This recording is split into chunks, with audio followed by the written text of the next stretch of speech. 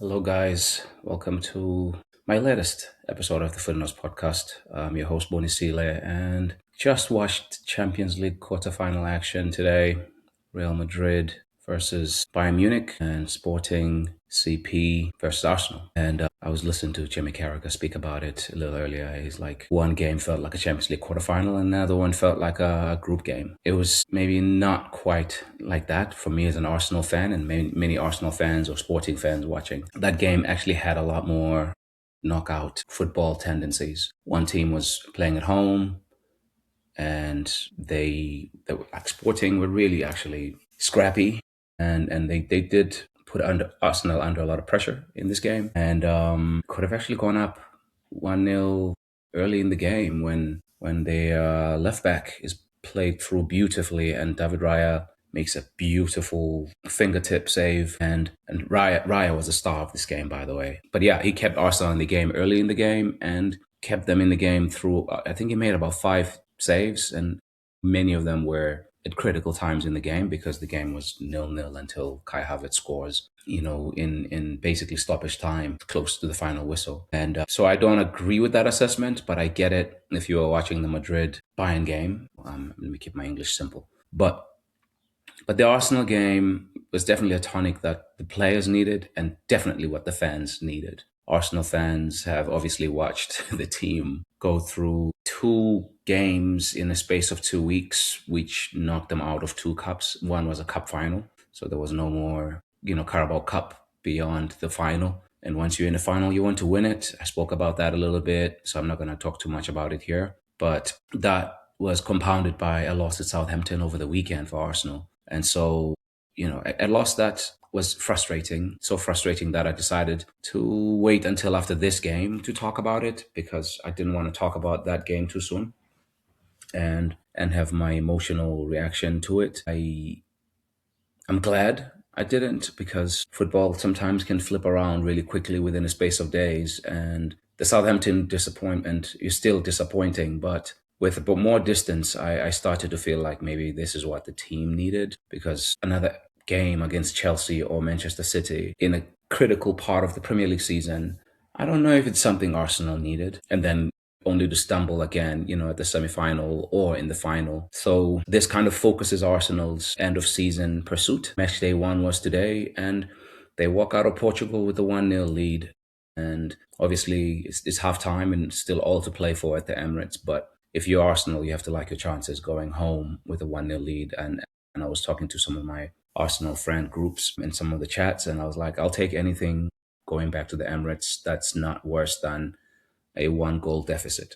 So I would have taken a 1 goal deficit. I would have taken a draw, stealing a win, because I didn't think we were going to walk over this Sporting team. They are very front footed. They're in your face. They press and hurry you, don't give you a lot of time on the ball most of the time. But that energy, I guess, did wane. And because like at the end there when Martinelli cuts in from the left flank and onto his right foot to play Havertz in. A lot could have been done better by the Sporting defenders there, but we'll take it. We'll take it from the Arsenal side of things because I think Arsenal did a good enough job to stay in the game, be disciplined, even though Sporting did create chances. Raya, again, was the man of the match, and I agree with that. So that's a sign that Sporting were no mugs. But I think it's so easy sometimes to let the scoreline guide people's analysis. And it's so easy, for example, in the case of Jamie Carragher, I don't think he was watching this game. And I think, he sees the scoreline, Arsenal won, they could have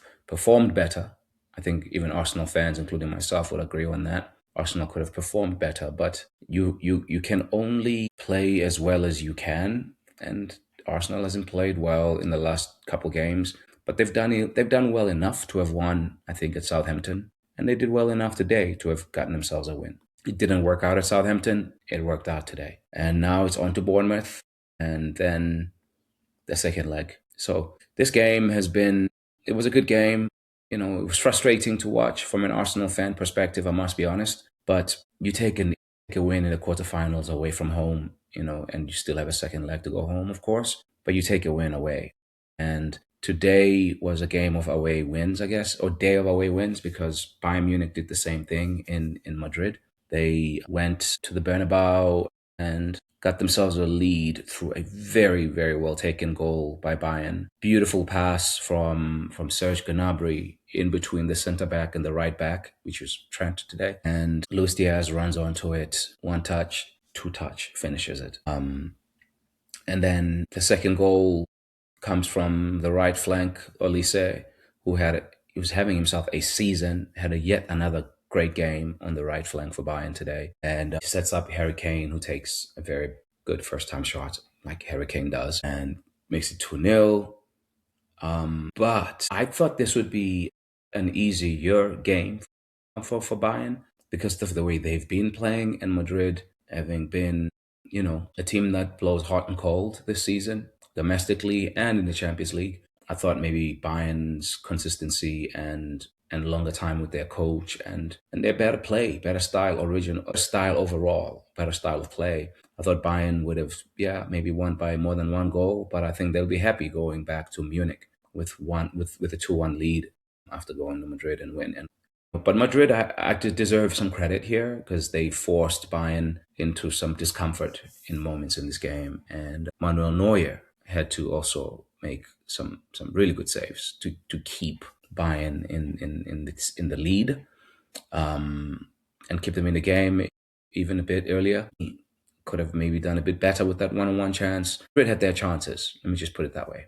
They had their chances. Mbappe is the one who eventually scores from a really good cross by Trent to make it 2-1. But Madrid could have, this game could have ended up 2-2, could have ended up 3-2 Madrid, it could have ended up 4-1 Bayern. There was a wide range of possibilities as to what the outcome would be in this game. I think Madrid will like their chances, I'm sure, going away to Bayern, but Bayern would be happier of the two teams because they've done the trip and they're coming to home comforts now next week with impressive work by Bayern. I'm really impressed by Vincent Company, the work he's doing there.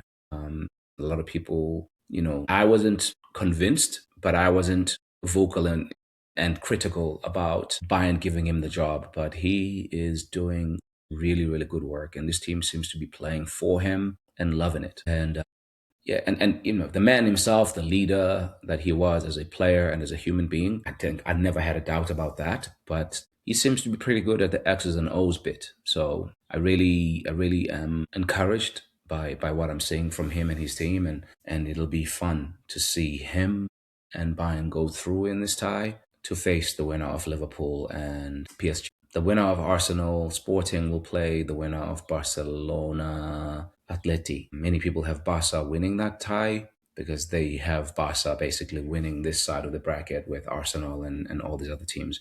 They think Arsenal will lose to Barca in the semi-final, even some of my Arsenal friends. I'm not sure. I'm looking forward to this one because I used to dread facing Barcelona. Obviously, if Arsenal goes through, it'd be interesting to see a match between Arsenal and Barcelona in the semi-final, especially after 2006 Cup final, UEFA Champions League final, and then a couple of those very painful knockouts under Pep and a few other managers at Barca. They have had a great time against Arsenal in the Champions League. It would be interesting to see what would happen if them two ran into each other in the semis this year. But both teams have to navigate, quarterfinal ties against scrappy teams. Nothing is done, but Arsenal will be happy going into the weekend, going back to London to recover and then get ready for the weekend. Hopefully they will get a Premier League win against Bournemouth, who is another tricky opponent. That will be a chat for a different podcast episode. But today, a day for the away teams, and it's going to be interesting to see, because both ties from today are narrowly led by the away team. So both teams who are home today will like their chances. These ties are not over by a long shot. And it's going to be interesting to see what happens tomorrow. Barca, Atletico Madrid, and Liverpool playing Paris Saint-Germain. So quarterfinal, UCL, good times. And international football is done for now until the World Cup. I'm going to be posting a few things around some of the World Cup qualifying nations and some of the chat I've been listening to. Gennaro Gattuso said some wild things after Italy didn't qualify last week, talking about Africa should have less teams. I think Europe already has too many teams. I don't know why he has to go after Africa and Africa number of teams in the World Cup. Africa for so long have only had 5 countries in the World Cup for as long as I can remember. And I think now they've just had an addition, maybe two. I have to go back and look at that before I do the actual chat about this. But that's fascinating that, that's the first thing he has to say instead of worrying about his job and how he failed qualifying Italy as they were favorite in that playoff. Anyway, I digress. Cheers. Talk to you guys soon.